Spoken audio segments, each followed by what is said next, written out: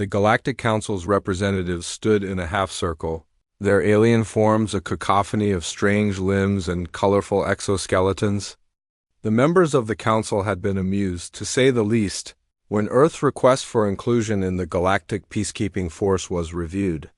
Their planet too small, too fragile, their gravity weak, their technology quaint at best.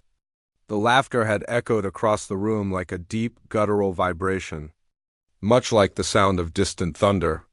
"Tell us again." "Elizabeth," spoke the Zaret leader, his elongated head tilting in curiosity, "how can such a weak species possibly contribute to the protection of the galaxy?" Elizabeth stood at the center of the room, her posture unwavering despite the murmurs of disbelief that circulated through the council. Her gaze shifted across the room, finding the familiar, steady form of Evan beside her. His calm presence gave her a quiet sense of assurance as she spoke. "We may not have the physical might of the larger races or the centuries of spacefaring experience you've all accumulated. But what we have," she said, her voice growing firm, "is something you don't, our resilience." A collective scoff ran through the room. Even the gentler race known for their mechanical might chuckled at the words.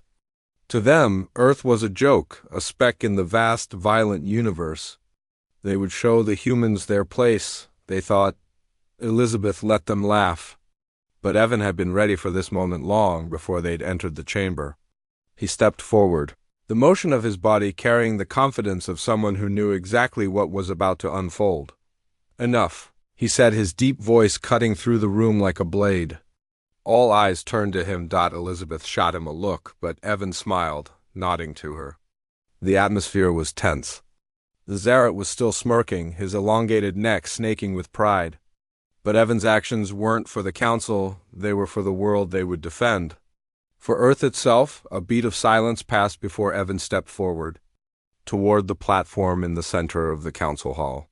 His boots, designed for Earth's gravity, made soft, almost insignificant sounds as they hit the floor.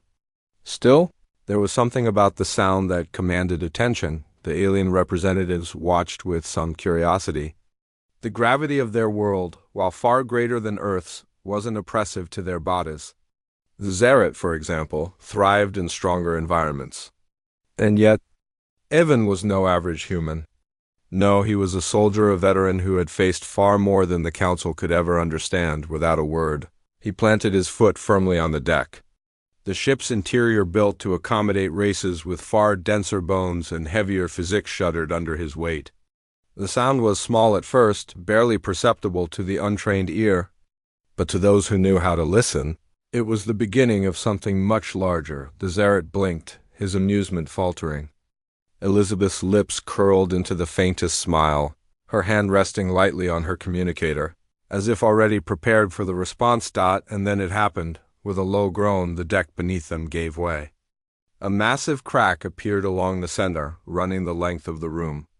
The alien representatives recoiled, their expressions turning from disbelief to horror as the entire structure began to tremble. It wasn't an earthquake. It wasn't a malfunction of the ship's systems. No, it was far simpler than that. Evan had merely stepped down. He turned, his face lit with a wry smile, unfazed by the chaos now unfolding. "It's funny," he said, his voice steady. "I thought you said Earth's gravity was weak." The room fell silent as the massive ship groaned and shifted. The deck beneath their feet creaked ominously, threatening to collapse entirely. The Zaret leader's face was pale, his long, delicate fingers trembling as he tried to regain control of the situation. He began. But the words failed him. Elizabeth stepped up beside Evan, her gaze cold and calculating. "Perhaps you should reconsider your assessment of humanity," she said, her tone sharp as a blade. "We may not have your centuries of technological advancements or your impossible strength, but we have something far more dangerous." Her eyes narrowed, locking onto the Council members. "We have something you don't." The Zaret leader and the rest of the Council now stood on edge, their disbelief fading into a new, palpable fear. "Resilience," Evan added, "and the will to survive." The human soldiers had earned their place in the galaxy. They had fought for it. And now it was clear, the galaxy had underestimated them, just as they always did.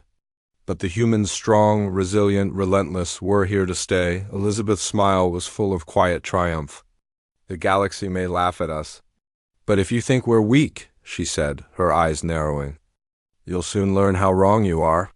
As the trembling of the ship grew stronger, the council members looked at each other in disbelief, no longer sure of what they were facing. The humans, mere infants in the grand scheme of the cosmos, had shown them the undeniable truth: there was nothing weak about Earth.